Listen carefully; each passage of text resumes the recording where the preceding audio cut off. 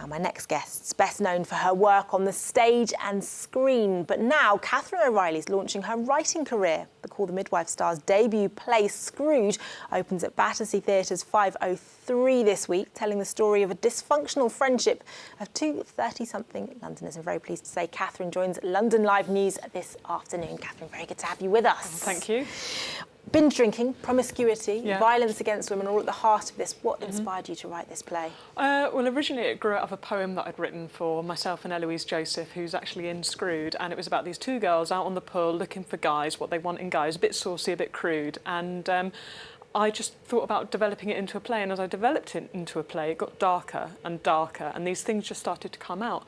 And I think subconsciously as well, I'm just so aware constantly of binge drinking and, you know, ladette culture and everything that's out there in the media, you know, and it dates back to World War II, ladette culture, and I just think that must have been in my consciousness somewhere, so it came out in the writing. And how much is this a semi-autobiographical piece, if at all? I wouldn't say that was a ladette at all.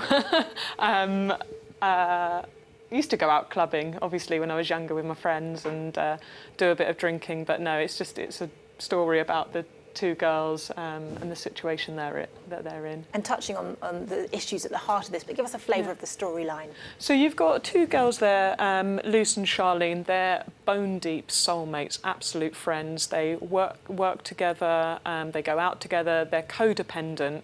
They work in a factory and they're, as I say, they're binge drinking alcoholics, but they're dependent on alcohol as well, so they're drinking at work. They're going out every night of the week that they can, clubbing, you know, pulling guys and behaving as we know ladettes behave. And it's about friendship, it's about addiction, it's about choices and consequences. And there's another character in the play called Doris, who is Luce's parent, who is currently transitioning.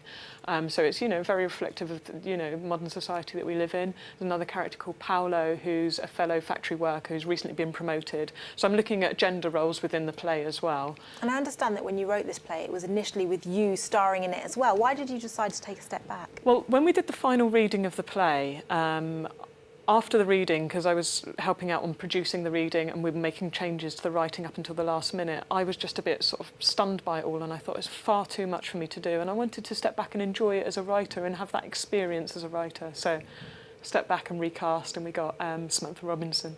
And alongside this, you are currently starring in, I think I'm right in saying, A View from Islington North. That's it, yeah. How is it to split your time between writing and still acting on the stage and screen? Yeah, it can be quite difficult, but I think it's just about juggling things and having, you know, obviously A View from Islington North, it's up and running. We're in our final week. We finish on Saturday, so, you know, that's all pretty much taken care of. And then I've just got a brilliant team around me on Screwed, a brilliant team. Maeve O'Neill's a producer that I'm working very closely with. Sarah Meadows is the director, and we've just got a fantastic team. So anything that I can't do, people pick up and we just share, you know.